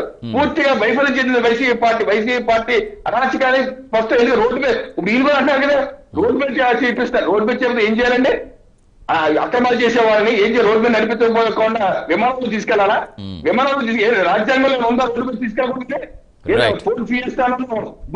తీసుకెళ్తా వైసీపీ పార్టీ 2020 సంవత్సరం పూర్తిగా ఫెయిల్ అయింది. మెడికల్ కాలేజ్ పిపిపి అన్నారు, ఇది శుద్ధ అబద్ధం, ప్రైవేటీకరణ కాదు, కేవలం ఇది పబ్లిక్ పార్ట్నర్షిప్. జగన్మోహన్ రెడ్డి గారు చేసిందే కంటిన్యూ అవుతుంది. జగన్మోహన్ రెడ్డి గారు ఇచ్చే ఫ్రీ సీట్ల కన్నా మేము ఎక్కువ ఫ్రీ సీట్లు ఇస్తున్నాం. ఈ పథకం ద్వారా, ఈ విధానం ద్వారా ఎక్కువ ఉచిత సీట్లు వస్తున్నాయి. జగన్మోహన్ రెడ్డి గారు తీసుకొచ్చిన జీవోలే మేము అమలు చేస్తున్నాం, కొత్త ఏం కాదు, ఇంకా ఎక్కువ సీట్లు వస్తాయి. అది వాస్తవం అండి. రైట్ అండి. ఎస్ చిన్నప్పరెడ్డి గారు రియాక్ట్ అవుతారా? పీపీపీ విధానం సంబంధించి మీరు అడిగిన దానికి క్లారిటీ ఇచ్చారు. మీకంటే ఎక్కువ ఫ్రీ సీట్లు మీరు చేసిన వారు చేసిన పేద ప్రజల మీద, పేద ప్రజలకు న్యాయం జరిగిన పోరాటమే కాబట్టి వారికి సరైన నాణ్యమైన విద్య అందే విధంగా ప్రయత్నిస్తామని చెప్తున్నారు. గెజెట్ నోటిఫికేషన్ సంబంధించి 26లో వస్తుందని చెప్తున్నారు. ఇంకేమన్నా మీకు అభ్యంతరాలు? ఇప్పుడు మీరు చేయాల్సింది ఏంటి 26లో? సంతోషంగా ఉన్నారు. బీజేపీ వారు చెప్పిన సంతోషాన్ని బట్టి రాష్ట్ర ప్రజలందరూ సంతోషంతో ఆనందంతో కేరింతలు 2026 సంబరాలు ఇప్పటికే చేసేసుకొని ఆనందంతో ఉన్నారు కదా. ఇంక 26కి సంబంధించి కూడా మొత్తం ఆనందం అయిపోయిన తర్వాత ఇంకా చేయాల్సింది ఏముంది సార్? ఏం సార్ వీళ్ళు మాట్లాడేది? గెజెట్ కి సంబంధించి 10 సంవత్సరాలు పట్టినా కానీ ఒక గెజెట్ ఇది అమరావతి అని చెప్పేసి తీసుకురాలేదు. దాన్నంట తీసుకొస్తారంట మళ్ళీ 2026లో. అలాగే ఇప్పుడు హైకోర్టు జగన్మోహన్ రెడ్డి గారు ఏం చెప్పారు సార్? 3 రాజధానులు అని చెప్పేసి, ఆర్థిక రాజధాని, న్యాయ రాజధాని, శాసన రాజధాని. చంద్రబాబు నాయుడు గారు వాళ్ళు ఏం చెప్పారు సార్? జగన్మోహన్ రెడ్డి గారు చెప్పిన మాటలనే వీళ్ళు ఆలోచించి మళ్ళీ జగన్మోహన్ రెడ్డి గారు చెప్పింది కరెక్టేనని చెప్పేసి మళ్ళీ అన్ని ఇదిగో హైకోర్టు ప్రకటిస్తున్నారు. లోకేష్ గారు మొన్న ఆర్థిక రాజధాని అని చెప్పేశారు. ఆ హైకోర్టు ఆ రాజధాని వచ్చినాక ఉంది శాసన రాజధాని అమరావతి, అందరూ అక్కడి నుంచే పరిపాలించాం కదా. జగన్మోహన్ రెడ్డి గారు ట్రెండ్ సెట్ చేస్తే వీళ్ళు ఫాలో అవటం తప్పితే ఈ 18 నెలల్లో వీళ్ళు చేసింది శూన్యం. 2026లో చేయబోయేది శూన్యం. 2029లో వీళ్ళకి వచ్చేది గుండు 0 సీట్లు ముగ్గురికి. ఓకే, దాని తర్వాత ఇందాక మాట్లాడుతూ ఉన్నారు జగన్మోహన్ రెడ్డి గారి ఆధ్వర్యంలో అదే పరిపాలనలో ఎన్ని గుళ్ళు కూలినాయని. సార్ బీజేపీ వాళ్ళు ఇంత మత పిచ్చితో ఉండి మాట్లాడేటటువంటి వారు కూడా జరిగినటువంటి తప్పుని తప్పు అనలేనటువంటి పరిస్థితుల్లో బీజేపీ ఎంత కూటమి ఉన్నా సరే హిందూ మనోభావాలు దెబ్బతిన్నప్పుడు వాటి గురించి మాట్లాడాల్సినటువంటి బాధ్యత ఉంది. కరెంటు సరే ఏ రకంగా కట్ చేశారా, అమ్మవారి మీద కోపం ఉండి కట్ చేశారా, అమ్మవారి మీద వెన్నుపోటు పొడిచి కట్ చేశారా, ఏ రకంగా జరిగినప్పుడు కూడా అవమానం అయితే జరిగింది. సరే ఏది ఏమైనప్పుడు కూడా అది బీజేపీ వారికి సంతోషం కల్పిస్తే వాళ్ళ విజ్ఞతకు వదిలేస్తా ఉన్నాం. అలాగే జగన్మోహన్ రెడ్డి గారు సార్, చంద్రబాబు నాయుడు గారు 40 దేవాలయాలు విజయవాడ టౌన్ లో కూలగొడితే ప్రతి దేవాలయాన్ని కూడా జగన్మోహన్ రెడ్డి గారి దగ్గర కట్టించినటువంటి వైఎస్ఆర్ కాంగ్రెస్ పార్టీ 40 దేవాలయాలు. అంతేకాదు తిరుపతికి సంబంధించినటువంటి వెంకటేశ్వర స్వామి దేవాలయాలకు సంబంధించి ఈ రాష్ట్ర వ్యాప్తంగా 1500 దేశవ్యాప్తంగా కాదు ప్రపంచ వ్యాప్తంగా 1500 దేవాలయాలు మొదలు పెడితే చూడండి ఎలాంటియో. వైజాగ్ రుచికొండ దగ్గర వెంకటేశ్వర స్వామి దేవాలయం ఎంత గొప్పగా కట్టారో ఒకసారి చూడండి. అలాగే తెలంగాణలో చూడండి, జమ్మూ కాశ్మీర్ నుంచి అమెరికా వరకు కూడా ఎన్ని గుళ్ళు కట్టించి జగన్మోహన్ రెడ్డి గారు కట్టించినన్ని గుళ్ళు బీజేపీ మొత్తం అన్ని రాష్ట్రాల్లో ఉన్నటువంటి ముఖ్యమంత్రులందరూ కలిపినా కానీ అన్ని గుళ్ళు కట్టాలన్నటువంటి ఆలోచన కూడా వాళ్ళకి రాలేదు. అలాంటి నాయకుడిని గుళ్ళు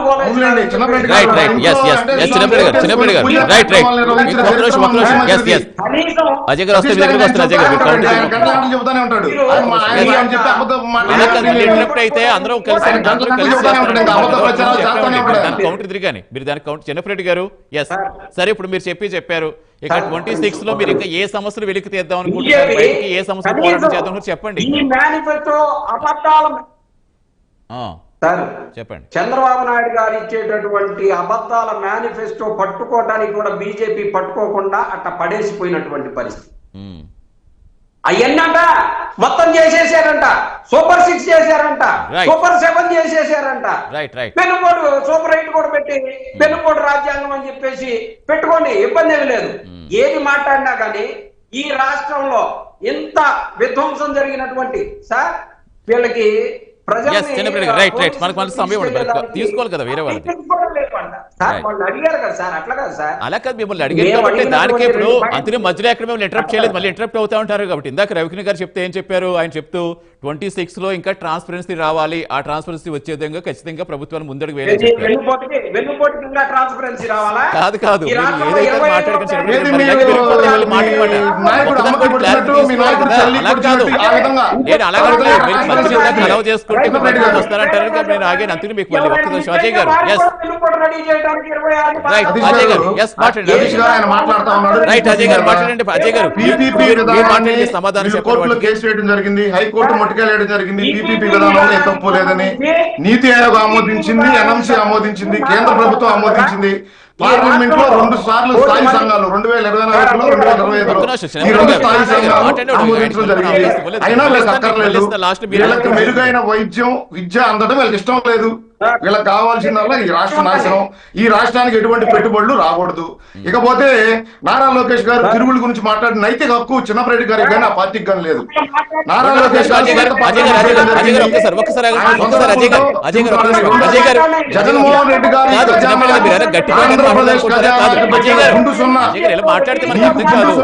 రాష్ట్ర ప్రజలు చిన్నపరెడ్డి గారు రాళ్ల మీద రంగుల పిచ్చితో 1500 కోట్లు,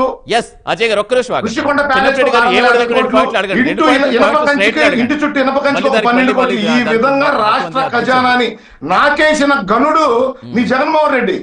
తాగుబోతుల మీద కూడా తాకట్టు పెట్టి డబ్బులు తెచ్చిన గనుడు మీ జగన్మోహన్ రెడ్డి.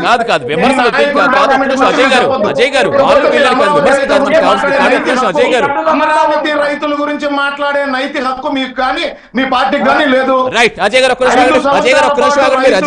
మీద ఏ విధంగా ధర్నాలు ప్రపంచంలో ఉన్న తెలుగు వాళ్ళందరూ తెలుసు. ఆ రోజు మీరు అమరావతి రైతులను ఎంత రకాలుగా ఇబ్బందులకు గురి చేశారు. అమ్మవారికి చెప్పుకోవడానికి ర్యాలీగా బయలుదేరితే మహిళలపై దాడులు చేసిన ఘనత మీది. 200 మంది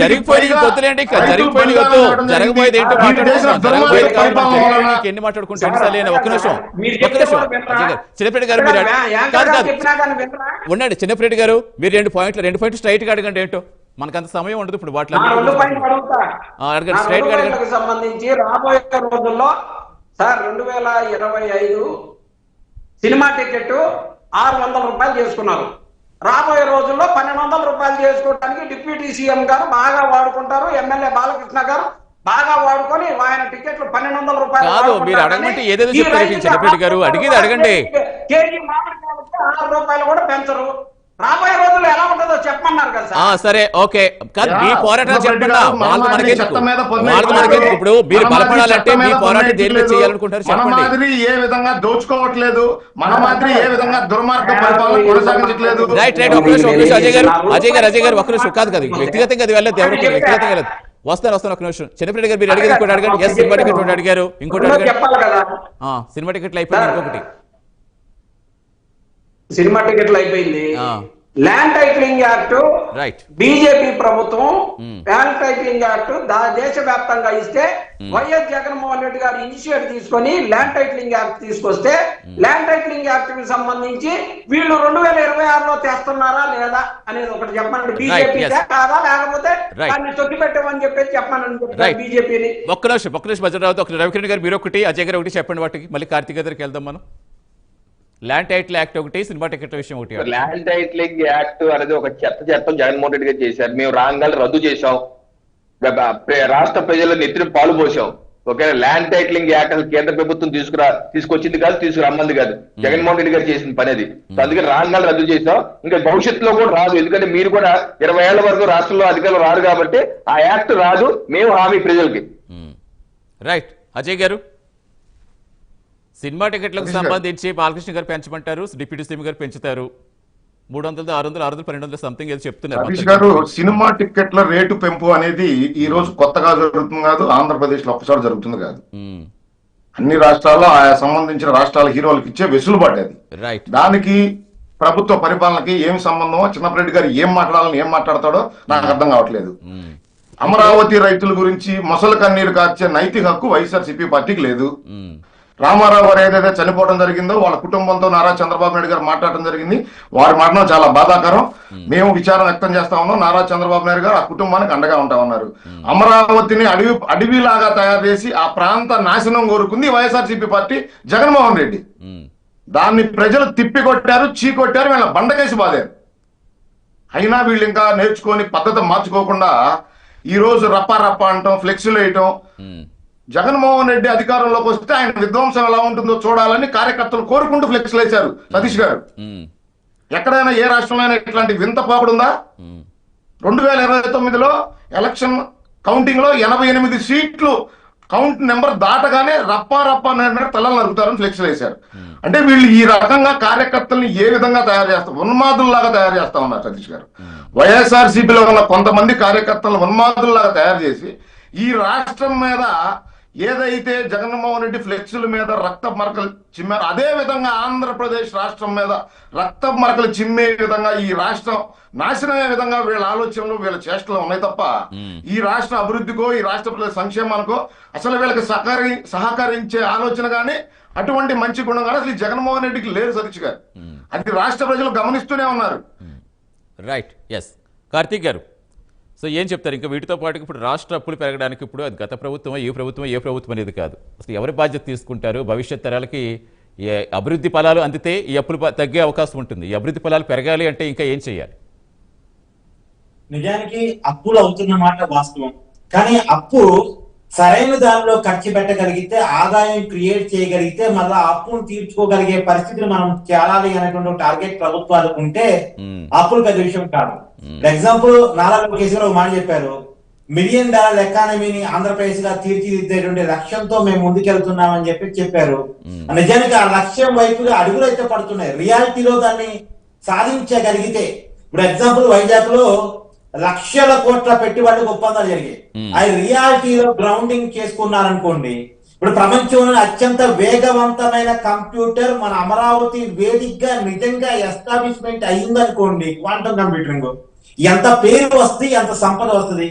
వైజాగ్ లో డేటా సెంటర్లు, ప్రపంచంలోనే అతి పెద్ద డేటా సెంటర్లు ఏర్పడ్డాయి అనుకోండి, ప్రపంచానికి అనుసంధానం మన వైజాగ్ నుంచి జరిగింది అనుకోండి, ఎంత పేరు వస్తుంది, ఎంత సంపద వస్తుంది.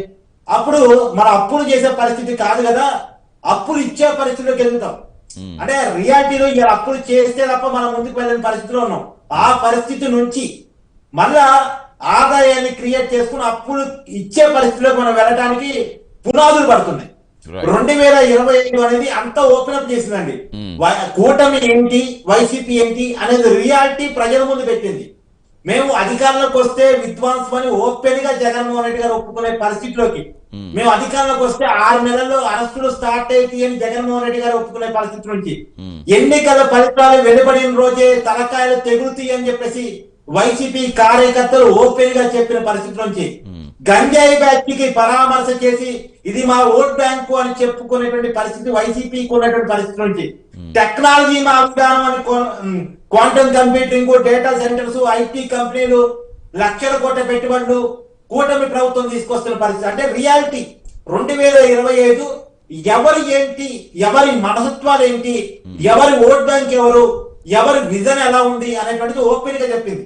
ఎగ్జాంపుల్ 2025లో 2 కన్ఫ్యూజన్స్ ఉన్నాయండి. అమరావతి రాజధానిగా ఉంటుందని సజ్జన రామకృష్ణారెడ్డి గారు ఒక మీటింగ్ లో చెప్పారు. దాని మీద అది ఆయన వ్యక్తిగత అభిప్రాయం అని వైసీపీ వాళ్ళు చెప్పుకున్న అంతవరకు వైసీపీకి రాజధాని విషయంలో క్లారిటీ లేదు. అందుకనే వాళ్ళకి క్లారిటీ కావాలి కాబట్టి పార్లమెంట్ చట్టం అడుగుతున్నారు. పార్లమెంట్ తో చట్టంతో సంబంధం లేకుండా అన్ని రాష్ట్రాలు రాజధాని ఎలా డిసైడ్ చేసుకున్నాయో ఆంధ్రప్రదేశ్ డిసైడ్ చేసుకుంది. ఇక పార్లమెంట్ పునరుద్ధరణ చట్టంలో అది పెట్టడానికి సపరేట్ గా పెడతారు, అది నో డౌట్. 2026 కంప్లీట్ అవుతాయి, ఎందుకంటే దానికి ఆల్రెడీ పునాది పడింది కాబట్టి పెద్ద విషయం కాదు. రెండోది ఇంకొక విషయంలో కూడా వైసీపీ క్లారిటీ లేదు. వైజాగ్ డేటా సెంటర్ వచ్చింది, ఆ డేటా సెంటర్ విషయంలో ఫస్ట్ లో వైసీపీ విషయం కక్కారు, తర్వాత అది రావడం మంచిదే అని జగన్మోహన్ రెడ్డి గారు ఓపెన్ గా ప్రెస్ మీట్ చెప్పాలని పరిస్థితి. అంటే వైసీపీలో 2 విధానాలు ఉన్నాయి, 2 నాయకుల ధోరణి ఉంది. ఒక క్లారిటీ లేదు ఒక విషయం ఏదంటే 2025 సంవత్సరం తేల్చింది, వాళ్ళ మనస్తత్వం ఏంటో చెప్పింది, వీళ్ళ సమయం అవుతుంది కాదు మీరు చెప్పినట్టుగా ఇప్పుడు అధికార పక్ష బలంతో పాటుగా ప్రతిపక్షం కూడా బలంగా ఉంటేనే పాలన కరెక్ట్ గా వెళ్తుంది. ఇప్పుడు ప్రతిపక్షం బలపడాలి అన్నా, ప్రతిపక్షం సమర్థవంతంగా తన పాత్ర పోషించాలన్నా ఏం చేస్తే కరెక్ట్ గా ఉంటుంది? ముందు అసెంబ్లీకి రావాలండి ఖచ్చితంగా. ప్రతిపక్ష హోదా డిమాండ్ తో సంబంధం లేకుండా అసెంబ్లీకి రావాలి. ఎందుకంటే ఏ హోదా అయినా ప్రజాస్వామ్యం ఇవ్వాల్సింది ప్రజలే. ప్రజలు ఇవ్వని హోదాను అడగటానికి వాళ్ళకి హక్కు లేదు, ఇవ్వడానికి వీళ్ళకి హక్కు లేదు. ప్రజలు వాళ్ళకి 11 స్థానాలు ఇచ్చారు కాబట్టి, ఎమ్మెల్యేలుగా జీతాలు పొందుతున్నారు కాబట్టి, అలవెన్సులు పొందుతున్నారు కాబట్టి, రాయితీలు పొందుతున్నారు కాబట్టి, గవర్నమెంట్ పొందుతున్నారు కాబట్టి వాళ్ళు ఖచ్చితంగా అసెంబ్లీకి రావాలి. ప్రజా సమస్యల మీద చిత్తూరుతో పోరాడాలి. రైట్ చిన్నప్రెడ్డి గారు, సమయం అవుతుంది. ఒక్కొక్క పాయింట్ లో ప్లీజ్ కంక్లూడ్ చేయండి. ఒక్కొక్క చిన్నప్రెడ్డి గారు కంక్లూడ్ చేయండి. చిన్నప్రెడ్డి గారు చిన్నప్రెడ్డి చెప్పండి. చిన్నప్రెడ్డి గారు ఇందాక బీజేపీకి సంబంధించినటువంటి వారు మాట్లాడుతూ ఉన్నారు కదా, ఇందాక జగన్మోహన్ రెడ్డి గారి ఆధ్వర్యంలో, అదే జగన్మోహన్ రెడ్డి గారి పరిపాలనలో ఎన్ని గుళ్ళు కూలినాయని. ఈ రోజు అతి పురాతనమైనటువంటి శివాలయానికి సంబంధించి ఆ భీమేశ్వర స్వామి దేవాలయంలో అతి పురాతనమైన శివాలయాన్ని ధ్వంసం చేసినటువంటి పరిస్థితి. దీని గురించి మాట్లాడమనండి బీజేపీ వాళ్ళని. అలాగే రప్ప గురించి ఇందాక మాట్లాడుతూ ఉన్నారు కదా, రప్పకి సంబంధించి ఇదిగోండి బీజేపీ వాళ్ళు ఇది ఈ బీజేపీ రప్ప ఇది, జనసేన రప్ప, టీడీపీ రప్ప, అందరూ కలిసిన రప్ప ఇది. ఈ నరుకుల కార్యక్రమాన్ని వీళ్ళు స్టార్ట్ చేసింది వైఎస్ఆర్ కాంగ్రెస్ పార్టీ కాదు, వీళ్ళు స్టార్ట్ చేసినటువంటి దాన్ని. వీటికి సమాధానం చెప్పానండి బీజేపీ వాళ్ళని. వీటికి సమాధానం చెప్పిన తర్వాత జగన్మోహన్ రెడ్డి గారు మాట్లాడమని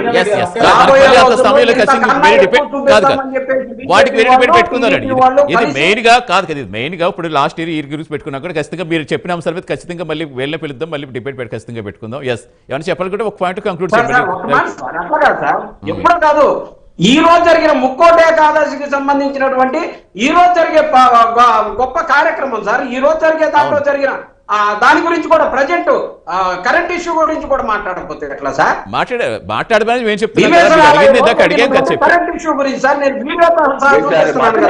సరే రైట్ రవికిరణ్ గారు సమయం అవుతుంది చెప్పండి సార్, దానికి ఆన్సర్ ఇస్తూ కంక్లూడ్ చేయండి సార్. ఇప్పుడు దేవాలయాల విషయంలో వైసీపీ పార్టీ ఎంత తక్కువ మాట్లాడితే అంత మంచిది. జగన్మోహన్ రెడ్డి గారి హయాంలో ఏ రకంగా అప్రాచ్య పనులు ఆ తిరుపతి దేవస్థానం నుంచి ఏది మొన్నటి కూడా పరకామణి చోరీ చిన్నది అంటారు కదండి. ఆయన బుర్ర ఎక్కడుందో అర్థం కావట్లేదు. హైకోర్టు జడ్జి వారు ఇది పెద్ద కేసు చిన్నది కాదు అన్నా సరే ఆయనకి తెలవట్లేదు. హిందూ సాంప్రదాయం మీద ఏమాత్రం విశ్వాసం లేనటువంటి వ్యక్తి అడుగడుగున ఆలయాలపై దాడులు చేయించి అడుగడుగున అవమానం చేసిన వ్యక్తి వీళ్ళు వచ్చి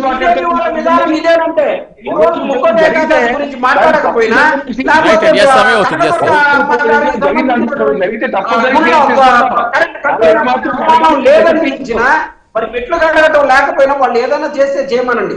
అంతేగాని బీజేపీ వాళ్ళు హిందూ మతాన్ని గురించి మాట్లాడే కాదు ఇప్పుడు మళ్ళీ మతాల దాకా వద్దు, మతాల వరకు అది వద్దు, మనకు అంత సమయం లేదు. చిన్నప్పటి గారు రవికిరణ్ గారు ఎస్ ఒక పాయింట్ చిన్నప్పటి గారు రవికిరణ్ గారు ఎస్. వైఎస్ఆర్సీపీ కావాల్సింది కాంట్రవర్సీ, ఏదో ఒక రకంగా కాంట్రవర్సీ డిబేట్లు మళ్ళీ పెట్టుకుందాం అండి. కాంట్రవర్సీకి సంబంధించి కాదు, ఇప్పుడు మనకు కావాల్సింది ఏంటంటే అసలు ఏంటి ఏం చేయబోతారు అనేది.